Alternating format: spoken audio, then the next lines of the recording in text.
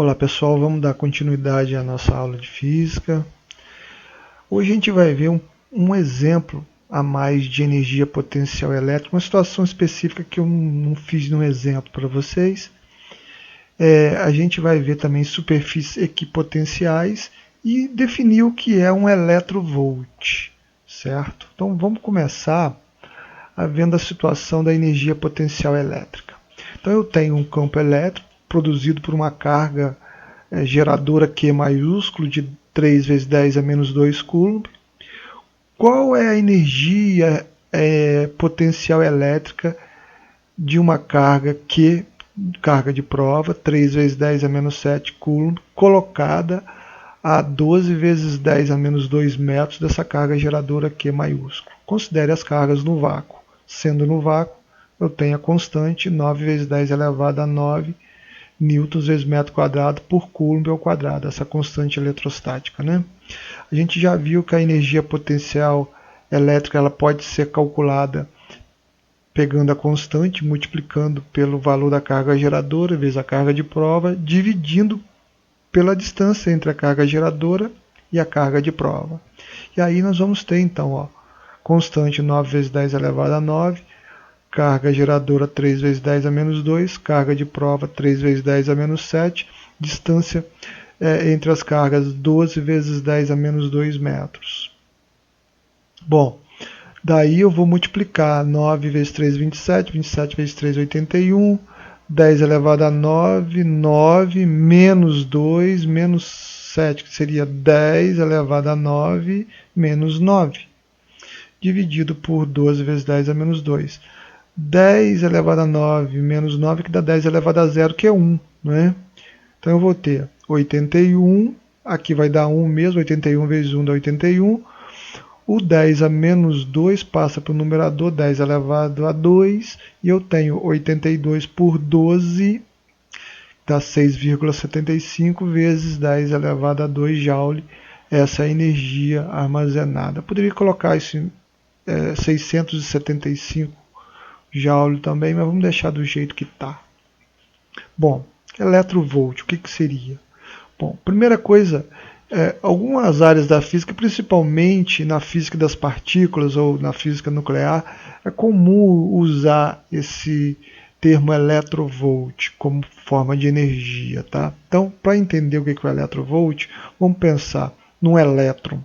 Eu quero pegar o elétron, transportá-lo do ponto A para o ponto B, onde o potencial no ponto A seria 0 volt e no ponto B seria 1 volt. Ok?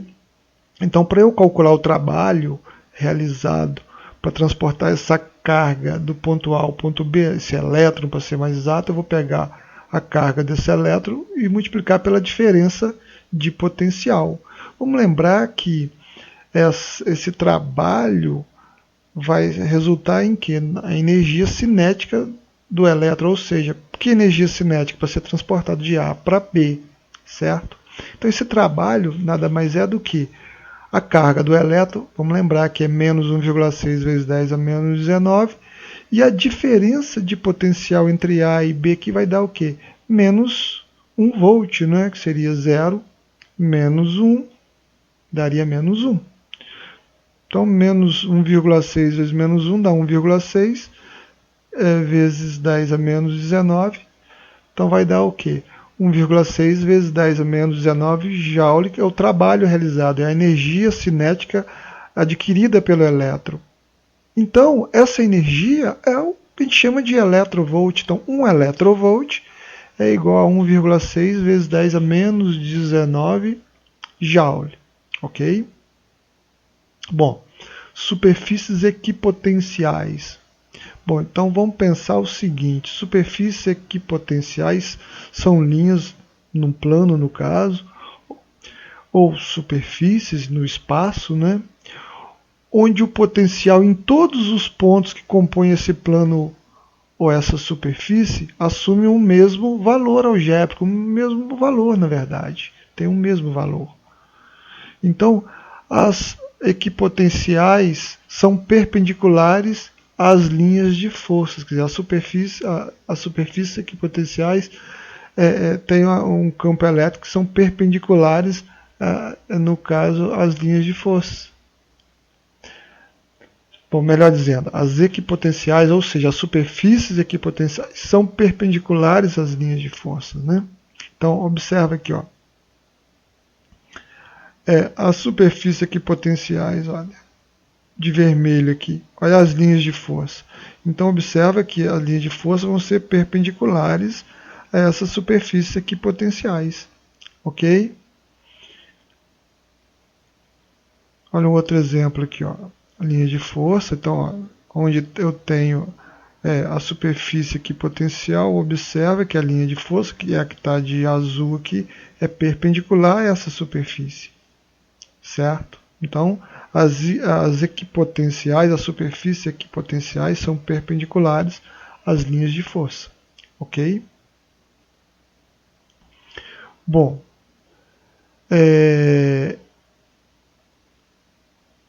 vamos ver aqui, olha, observa aqui, olha.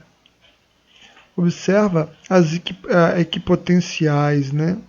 São as linhas de vermelho aqui, tracejadas, né? E o que está de azul são as linhas de força. Então, observa que se eu for analisar aqui, olha lá, fazendo ângulo de 90 graus entre as linhas de força e as equipotenciais, certo? Mas observa que então foi dito aqui que numa superfície equipotencial eu tenho, no caso, o mesmo potencial em qualquer ponto sobre essa superfície. Por quê? Porque elas assumem o mesmo valor algébrico. Então vamos lá, olha. Eu tenho uma superfície equipotencial aqui, eu tenho um ponto A nessa superfície. Quanto vale o potencial aqui? 20 volts. Qualquer ponto que eu coloque sobre a linha tracejada que representa essa superfície equipotencial vai ter 20 volts. Eu tenho uma outra superfície aqui, 10 volts, olha. Qualquer ponto que eu for colocar aqui sobre a superfície, no caso, o potencial é zero. Olha aqui essa outra aqui, ó. Essa aqui é uma outra superfície aqui potencial. Quanto vale o potencial se eu tiver qualquer ponto sobre ela? Vale zero. Olha o ponto B aqui, olha, sobre uma outra superfície, que vale menos 10 volts. Então, mesmo que eu tivesse aqui um ponto C, um ponto D, um ponto E sobre essa mesma superfície, quanto valeria o potencial? Menos 10 volts. Certo? Uma outra superfície que é 20, menos 20, melhor dizendo. Se eu tivesse aqui um ponto, aqui, vamos supor, um ponto F, um ponto G, sei lá, um ponto H, sobre essa superfície aqui, qual seria o potencial? Menos 20 volts. Né? Mais exemplos aqui, olha. Então, eu tenho vários potenciais aqui, ó, distintos. Várias superfícies aqui potenciais distintas. Então, tenho aqui, ó, sobre essa primeira aqui seria 50 volts, sobre a segunda seria 40, sobre a terceira 30, sobre a quarta aqui seria 20. Quer dizer, qualquer ponto sobre essa superfície aqui teria o mesmo potencial, seria 20.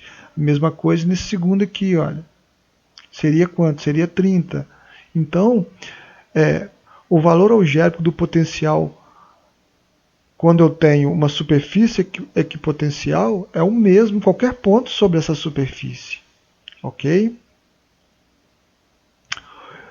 Superfícies equipotenciais, quando a gente analisa um campo elétrico uniforme, lembra? Céu, né? Campo elétrico uniforme. Então eu tenho aqui duas placas carregadas, um positivo e um negativamente, tá? Onde as cargas seriam mesma em intensidade, a positiva e a negativa, porém os sinais seriam diferentes, né? Um positivo e negativo. Então, entre essas duas placas, eu teria um campo elétrico uniforme, saindo, ó, do positivo para o negativo aqui, ó. Certo?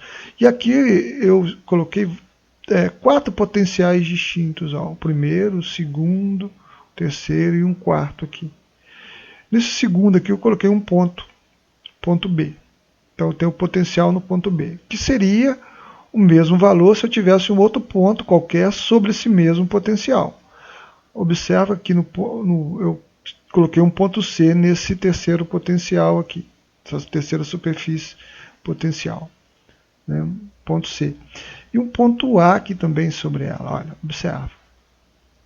Então, sobre esse mesma superfície aqui potencial, essa terceira aqui, tem o ponto C e o ponto A. O que eu posso dizer com relação aos potenciais B, C e A?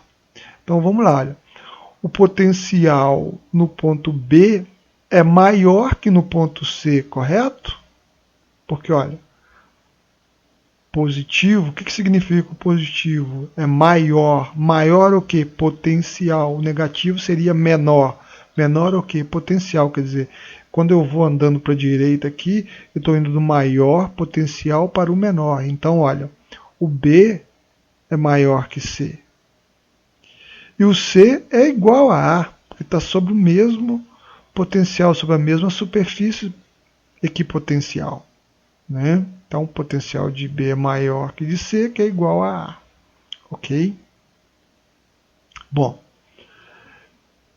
para a gente finalizar nossa aula de hoje, né, a gente vai falar de potencial elétrico de uma esfera em equilíbrio eletrostático. Então vamos lá, olha, observa aqui, olha. Se eu for analisar uma esfera e for analisar qualquer ponto dentro dessa esfera ou na superfície dela, observa que o potencial vai ser o mesmo. O potencial é o mesmo potencial. E como é que eu determinaria? Eu vou utilizar aquela fórmula de calcular o potencial, no caso, gerado por uma carga pontiforme. Seria a constante vezes o valor da carga dividido por R. Por que R? É como se a carga da esfera estivesse concentrada no centro para que eu calculasse o potencial. Então, e vale para qualquer ponto, tá, gente? Não precisa estar na superfície, não. Pode ser qualquer ponto, pode ser no interior. Eu sempre vou analisar como se eu estou a uma certa distância do centro e como se fosse, na verdade, sempre que distância? Estando na superfície da esfera. Então, observa que a distância sempre vai ser o raio da esfera. Estando no centro, ou um pouco mais afastado do centro, ou na superfície, é da mesma maneira que eu calculo o potencial. Por isso que o potencial é um só. Por isso que não existe diferença de potencial estando essa esfera em equilíbrio eletrostático. Por quê? Porque o potencial é o mesmo, no interior dela ou na superfície. À medida que eu vou afastando, é óbvio que essa distância vai ser maior que o raio. E aí eu vou utilizar a fórmula que normalmente a gente já viu aí. A constante vezes o valor da carga dividido por D. O D seria a distância ao centro da esfera. Digamos que fosse aqui, né, nesse ponto externo aqui. Então, ó, a que distância está do centro? Essa distância D aqui. Ok? Então, ó, o campo elétrico é nulo no interior da esfera. A gente já viu isso. Logo, não é realizado trabalho pela força elétrica. Então, quer dizer, não, se está em equilíbrio eletrostático, não há deslocamento de carga no interior desse condutor, nem na superfície, tá? Está em equilíbrio eletrostático.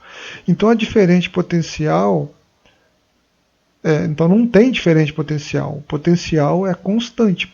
Por que não realiza trabalho? Porque não tem diferença de potencial. Certo? Não tem diferente potencial, então não tem como realizar trabalho. Ok? Bom, gente, então terminou a nossa aula. Fique com Deus. Até mais.